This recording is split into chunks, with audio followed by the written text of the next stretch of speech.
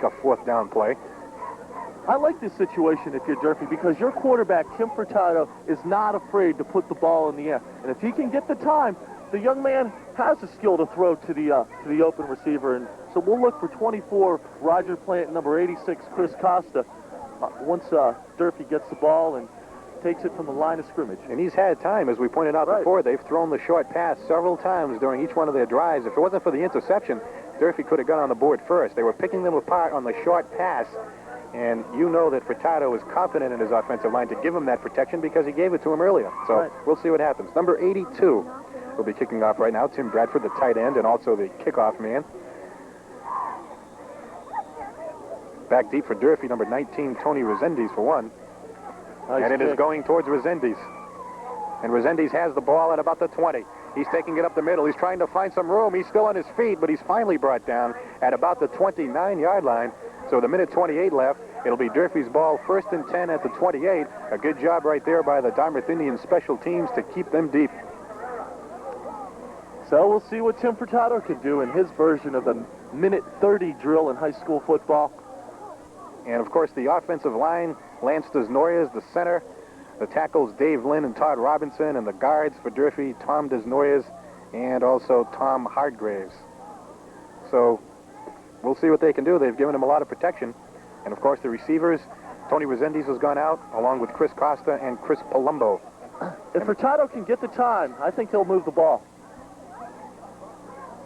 And Furtado right away goes back to pass. He's got some room. He throws the ball. Uh-oh. And it is almost intercepted by Todd Thatcher. Luckily, he ran into number 25, Mark Feidelberg, who looked like he was the intended receiver. A little underthrown that time by Tim Furtado. But, again, he's getting the time, and nothing lost on that. Minute 21 left to play. 2nd down. We'll see him go to the air again. Some concerned Dartmouth Indians fans. They're up 7-0, or 6-0, actually. And they can't be too concerned, but there's still plenty of time. A minute 21. I think that they thought they would have a larger lead at this point in the game. I think Durfee's hung tough, though. Yep. Durfee has come up with a big effort so far, despite trailing 6-0.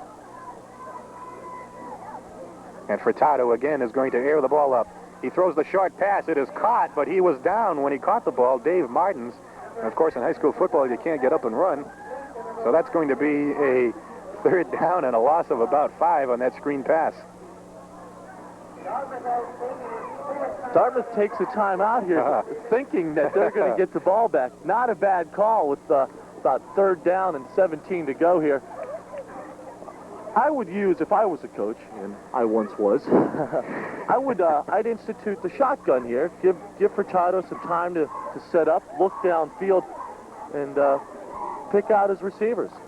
The thing was on the side of Durfee, they went to the pass twice, and of course, with the ball being incomplete, it stopped the clock at a minute 21. It gave them plenty of time, but they got Carlin Lynch start thinking. He's saying, look, it is now 3rd down and about 15. There's still a minute 9 left. We're going to get that ball back, and maybe 6-0 when we get it back. We may get it back in good field position. I think that's a good call by Mr. Lynch. Good job. He may pop another one in there before the half is over. We'll see. A lot of conversation going on right now with head coach Tom Botello. The thing that he has to be concerned about, I think, Alex, is making a bad mistake, throwing up an interception that's run back, or even just throwing up an interception that would give Dartmouth great field position. Not only that, but that would do something to the confidence of Tim Furtado. You throw an interception, the other team takes over. Shotgun. There we go. There you go. You've been waiting for 2 weeks for this. And Furtado goes back. He's just going to throw it up there. He's in trouble. He is sacked by number 48 of the Dartmouth Indians. So right there we have the Dartmouth Indians just putting him all the way back to about the 12-yard line. It's going to be a 4th down, a punting situation, and you know Dartmouth's going to get that ball in good field position. And you can credit that sack to the defensive secondary of Dartmouth because they had great coverage on the receivers, on their Durfee receivers. Tim Furtado really didn't have a choice. Either throw a poor pass or take a sack. And as you mentioned, Paul, 58 seconds to play. Durfee's going to be kicking from deep in their own territory, and Dartmouth's going to end up with the ball around the 30, 40-yard line. And back deep for the Dartmouth Indians, number 19, Shane Dakin, and he can run with the ball. They've used him a lot on the special teams. They've used him to go out and receive passes. They've used him to even throw passes, along with running the ball in that wishbone backfield of Carlin Lynch. So now, you've got to get the ball out of there. Again, 58 seconds left for the Dartmouth Indians to play with. They have a 6-0 lead. Oh, yeah. How you doing? Nice to see you. And here is the punt right now for Durfee. It was almost blocked. And now it's going to be Dakin. Dakin is going to let it roll. Now he takes the bounce. And if he can turn the corner, no, he is going to be hit and brought down by the Durfee Hilltoppers. So it's 1st and 10. The ball is at the 50-yard line. 49 seconds for Carlin Lynch to play with, and more 2-minute drill coming up. Nice play by number 1, Dave Martins to Durfee to keep Dakin back there around the 50-yard line. If he doesn't, he's got 15, 20 extra yards on that. 49 seconds to go. They'll have to go to the air again, Paul. And now they send wide to the right, Shane Dakin. And now Berkness drops back. He's looking downfield. He throws, and he has his man at about the 40-yard line. He is hit and brought down. We don't know. We don't know who that is. That number is not on our roster. We will find out for you at halftime. Number 48 for Dartmouth. Peter Crane, number 48. There you go. Somebody's got to print his name on the roster. 1st and 10. And Civil in motion. And now it's a pass, and Dakin's going to throw the ball. He throws, and it is complete to Peter Crane at the 15-yard line. Another reception for Crane, 1st and 10, and Dakin throws again. We saw that play last week with New Bedford, and what it is, it's a lateral pass from the quarterback, and we'll watch him. He's going to throw it behind his body, so that makes Dakin able to throw the ball. He hits a nice throw. Throws a dart. 21 seconds left, 1st and 10 for Dartmouth. Civil in motion, and Berkness is going to the air again. He throws to the end zone. It is complete to Dakin at the 5-yard line. They have a problem right here, Paul. There's 10 seconds to go. I don't think... no, picked off. Oh, it's intercepted. No, Dakin has the ball. It's just a matter of stopping the clock, I think. Oh, he fumbled it. He fumbled it, and Durfee recovered the fumble. Durfee should just eat the ball right here, deep in their own territory with 10 seconds to go. Durfee was the recipient of a break right there. I think the clock would have run down anyway because I don't think they had any timeouts left. So now Durfee is in a pretty good situation considering where they're coming from, a 2-6 record. They come in here to play the 5-3 Dartmouth Indians. Many picked them to go all the way in the SMC. They had a few bad weeks. They lost to Stang. They lost to Fian. They also lost to Falmouth last week, but all good teams. Maybe 1 or 2 losses between them. And as you see, Botello decides to drop on the ball. His quarterback Furtado drops on the ball. And that is all she wrote for the first half from Dartmouth Stadium. So it was a pretty good defensive battle. You had a lot of ground rushing, a lot of movement for both teams, both the Durfee Hilltoppers and the Dartmouth Indians. So at the end of the first half, the score is the Dartmouth Indians 6, the Durfee Hilltoppers nothing. Stand by for halftime intermission.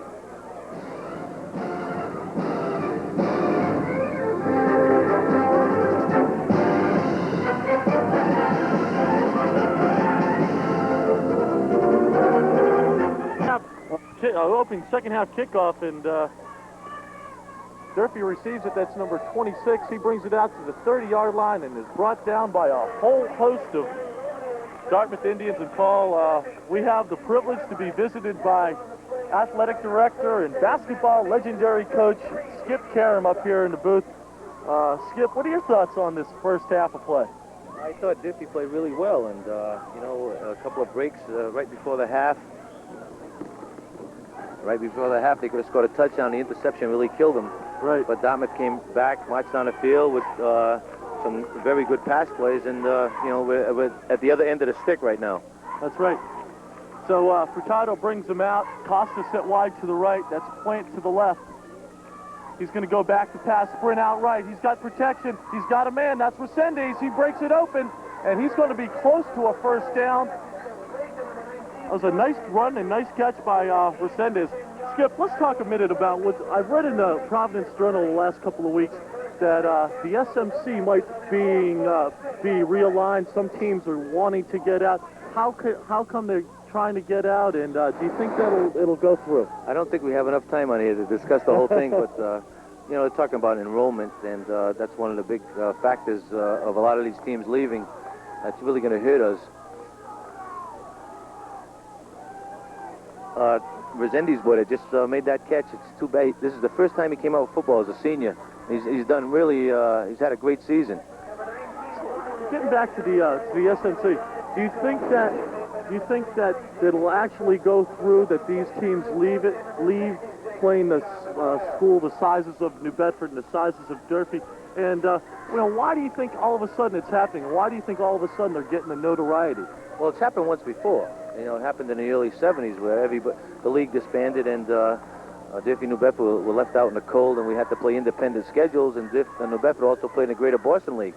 Why it's happening right now, I don't know. Maybe they, it's always been, it's tough because it's tough for Durfee New Bedford in this regard. It's tough for the teams, the players, because geographically we're two large schools in a small school area.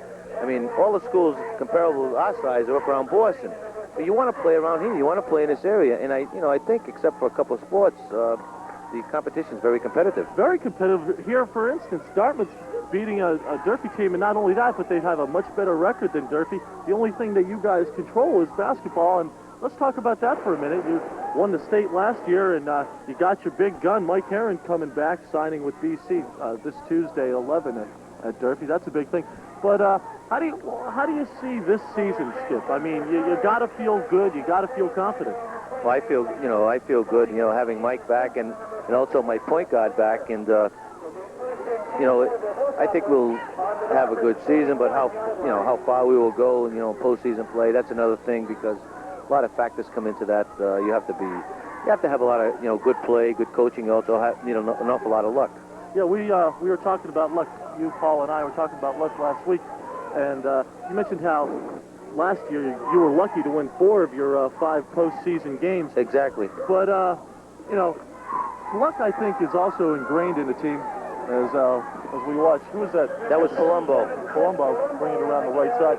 But luck is a big thing, but it also is part of this team. Do you think that this team has the psyche, the characteristic, whatever, the wherewithal to win again?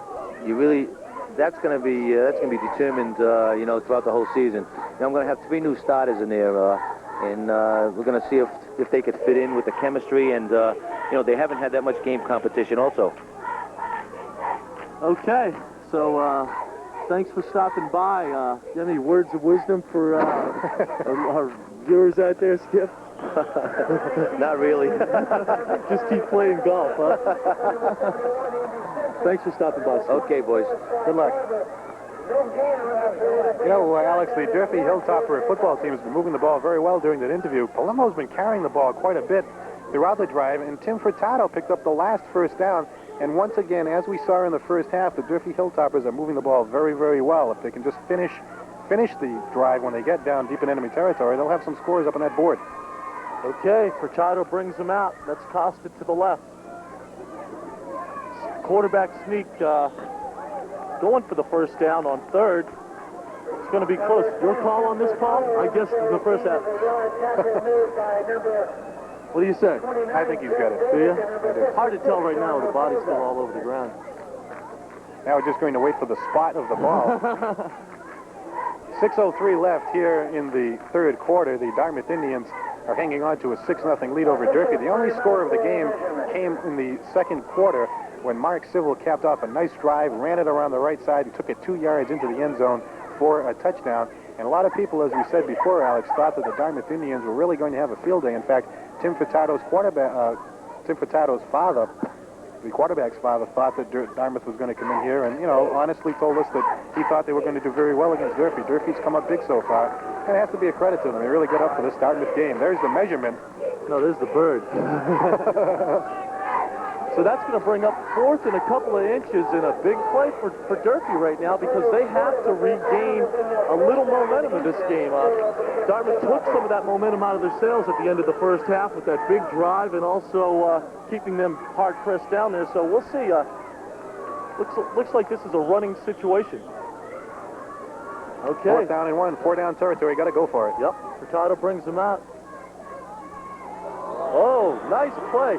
And you know what? That might have been a design play with the cadence call of Furtado to get Dartmouth to jump off sides, and that's exactly